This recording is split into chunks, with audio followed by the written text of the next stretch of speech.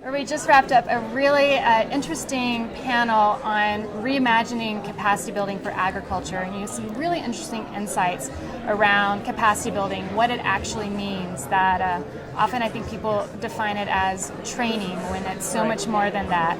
Could you expand a little bit on maybe your definition of capacity building? Sure. I think that the main difference between the way I think about capacity development and the more traditional way is that capacity development is an enabling process wherein organizations can and do things differently. So it's not what they know, it's how they behave. And one of the things that I think is really important to embrace is the notion that knowing is not the same as doing. What I know and what I do, sadly in many instances in my own life, diverge. So I know, for example, the importance of exercise, but it doesn't mean that I do it every day. And I think too often we assume that if we only can let people in on the knowledge secrets that we possess, that they will instantaneously and automatically change behavior. But capacity development is a much more complex process. And if we're talking about behavior change, it requires a lot more support than just training. And sometimes it doesn't require training at all. And can you give some examples? What are some other ways of capacity building?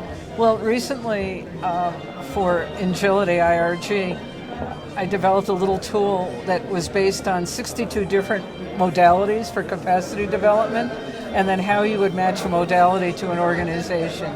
So an organization, for example, that has capacity problems in terms of performance, but doesn't have knowledge deficits necessarily, might be ripe for a culture change. That could involve reimagining more teamwork, more responsibility shared within an organization, more of a focus on learning, more of an opportunity to engage in partnering with others. Partnering, for example, is a capacity development initiative. Strategic planning is a capacity development initiative. Conversation turns out to be a very powerful capacity development initiative. For example, the typical staff meeting may be one-sided communication. Here's what you need to know, now go out and do it.